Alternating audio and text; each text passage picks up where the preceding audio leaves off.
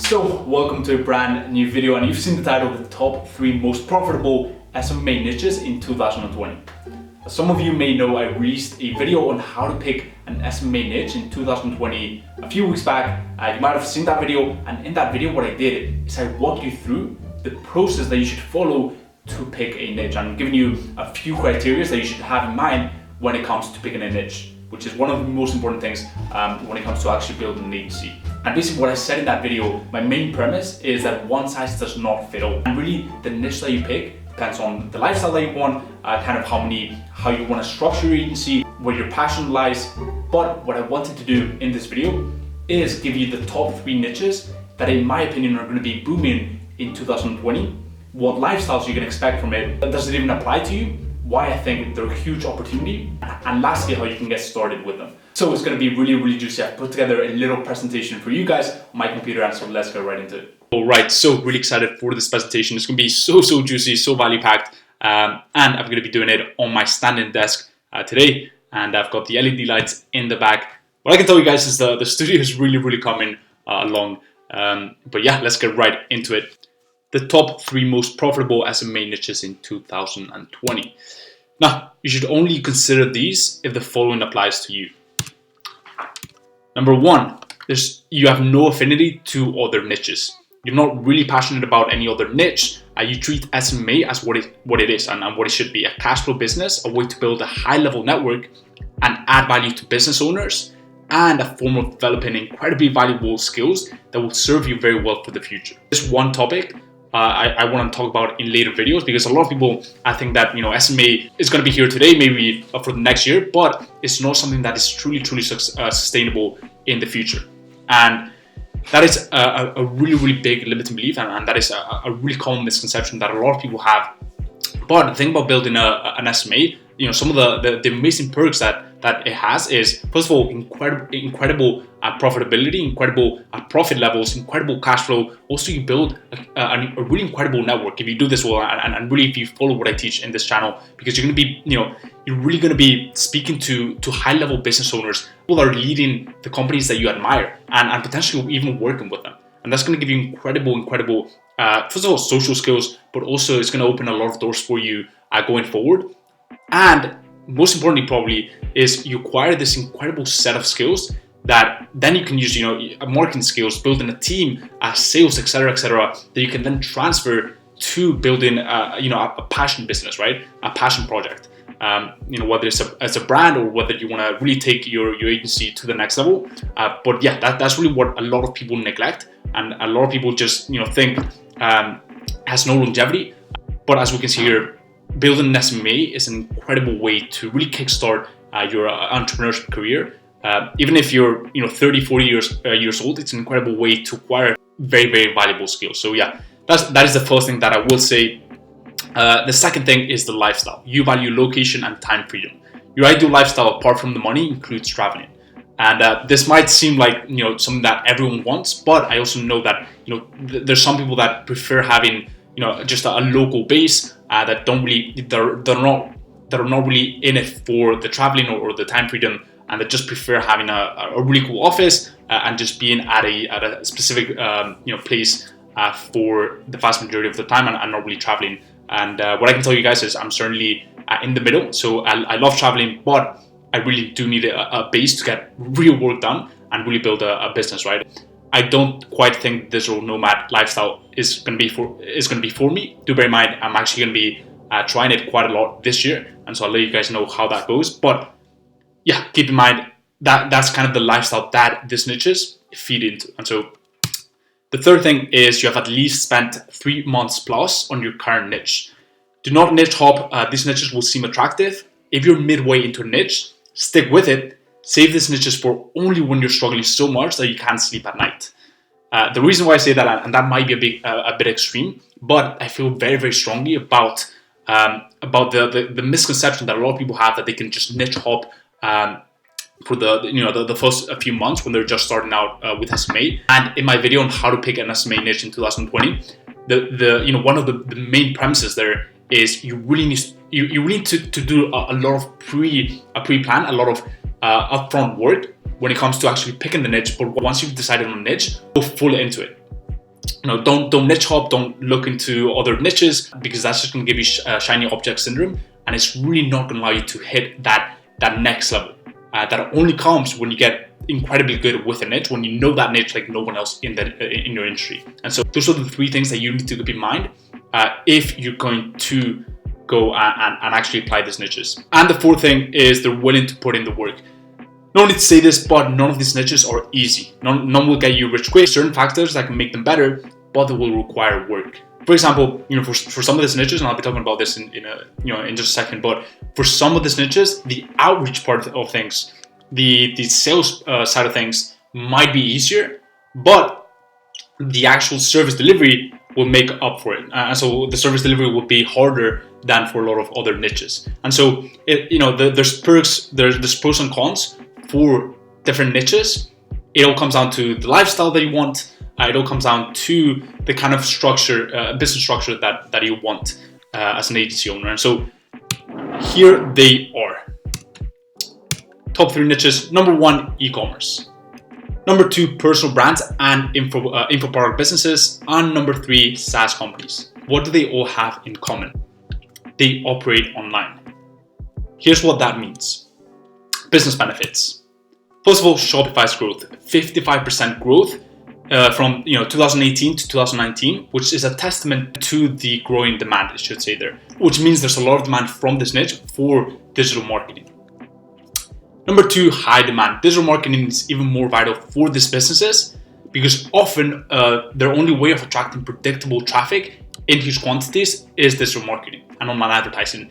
It is almost a necessity. And this is how it mainly varies with companies that are really big or strong in retail or wholesale, or those that have physical stores in high streets.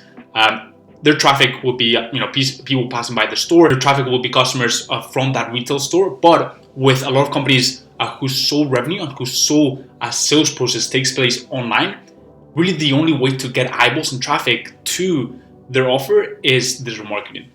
So that's the second thing. Also held responsible for bottom line. What do I mean by this?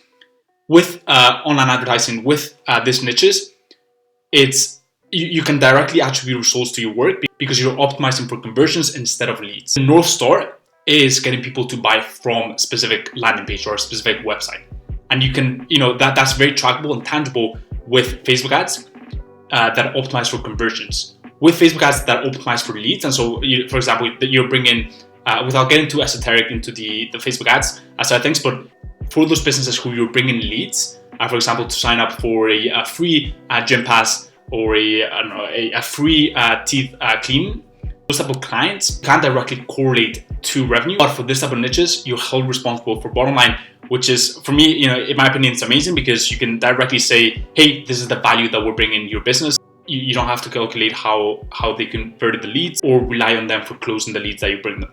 And so it's a lot more trackable and a lot more tangible. And also it's easier to connect. What I found, it is easier to reach prospects, making outreach much more efficient. Oftentimes with local businesses, the only way to get your foot through the door is to physically and literally get your foot through the door. The reason why this is often is because the people that have built online businesses tend to navigate the online landscape much better than those who are more traditional and have built traditional local businesses. And so it is much easier to find them online, which really makes outreach much easier, much more effortless.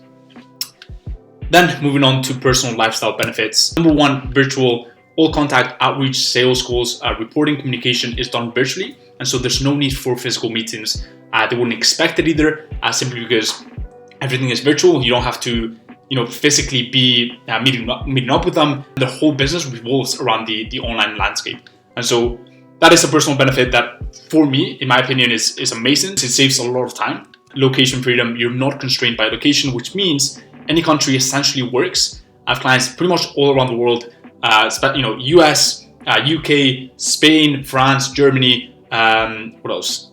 Japan, I've actually had clients.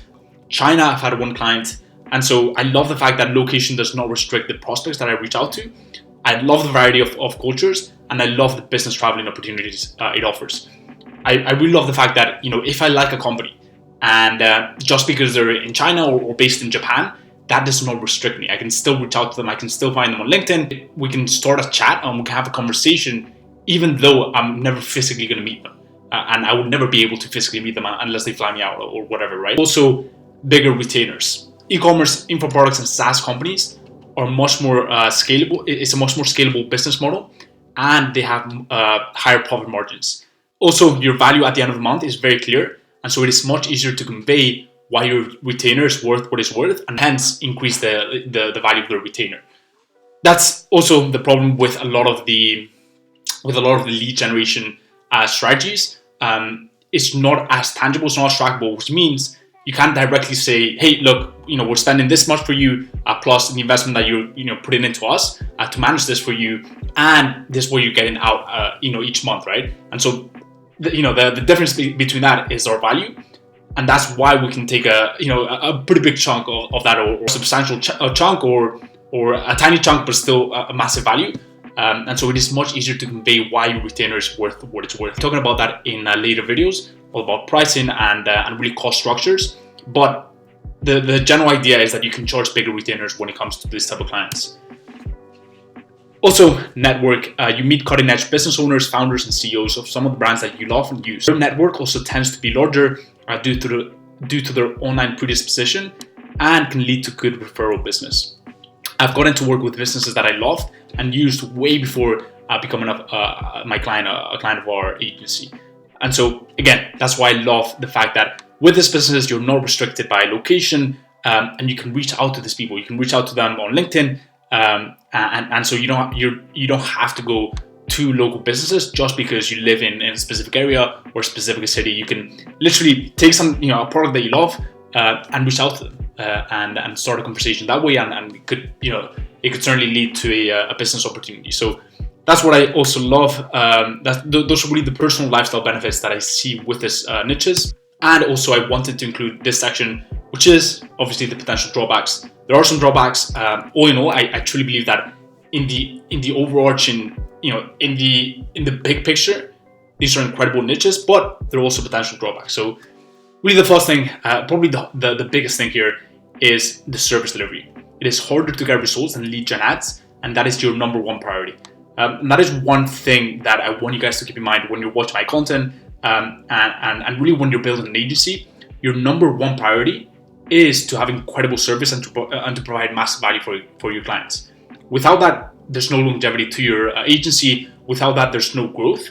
And so getting that right, I'm going to be putting out a ton of content on this, but getting that service delivery piece right, matched with incredible sales and outreach, is really going to, there's going to be almost no limit to your skill. But if there's anything missing, if the sales and outreach is missing and you've got incredible service delivery, that's, it's going to be very, very hard to grow. But if you've got incredible sales and outreach skills and processes and funnels, etc., but you've got very, very poor service delivery, I would argue that combination is actually more detrimental than the former. And so, yeah, that is your number one priority. With the service delivery, you also can hide, which I enjoy because it leaves underperforming agencies nowhere to hide. Basically, what I mean by this, and this has happened in the past, and I think I talked about this in a few other videos. I think the one about whether SMA is dead in 2020. What I love about the service delivery not being lead gen ads and optimizing for conversions, it is that it's very, very clear whether something is working and what the value of the service delivery is, which means that there's no way to hide, right? At the end of the month, you can, it's very, very clear for the business owner and for the agency that, the results that you've gotten for them and the value that you're bringing them. And so what I love about this is, first of all, it's much easier to convey your value, but also a lot of the agencies that are not performing, it's very easy to, show the client that, they could certainly get much better conversions, and for the client to see that that's not quite working. And so, yeah, that's really the service delivery part. Last thing is the 360 understanding. Like you should with any niche, you must have a holistic understanding of how their business models operate and how the moving parts interact with each other. I cannot stress this enough as well. It's not just important to know how to run Facebook ads or Google ads or whatever your service is. It's also very important to understand how an e-commerce store works, how to really look at things with a hawk-eye view and understand how all the moving parts interact with each other. For example, if you're going into the SaaS niche, you better understand how what SaaS business owners value. What are the other growth strategies that they tend to use? For example, maybe an affiliate program or a referral program. It's really important for you to understand the whole ecosystem, and that's gonna allow you to be a lot more successful. And so, yeah, you really need to have this 360 understanding. Having said that, this should not paralyze you. Really get started. Put a ton of focus and attention into learning everything you can, but do it as you go. And so, yeah, that is some of the potential drawbacks. And that is it for this video. Let me know if you guys have any questions or any comments down below. Also, if you enjoyed this video, if this video was of value, go ahead and drop a like. It helps out a ton with the algorithm. Also, if you haven't subscribed to my YouTube channel, there's so much content coming out. Go ahead and subscribe to my YouTube channel. And if you haven't followed me on Instagram, I'm going to be posting a ton of content there. Daily stories, content that I'm not going to be putting out on YouTube. And so if you want to see that, go ahead and follow me on Instagram. That is my username. And lastly, guys, check out the link in the description, which is a link to the free Facebook community, the Client Closers. I've capped it at 100 people for now. It is a community of like-minded agency and SMA owners, people that are trying to scale their agency, really level up in life, and take things up a notch in 2020. I decided to put that group together to really blow things out of the water when it comes to free Facebook communities. You really find the free Facebook community concept and idea by just the amount of value that you can take away from this group. It's going to be around sales, outreach, team building, service delivery, this 360 approach to build an agency with a specific focus on the sales and outreach part, which is really the biggest roadblock and biggest bottlenecks that I see agency owners have. And so if you want to join that, if you want to apply to that, go ahead and click the link in the description. And you can do so. Hope everything's going well with your agency journey. Until the next video, peace.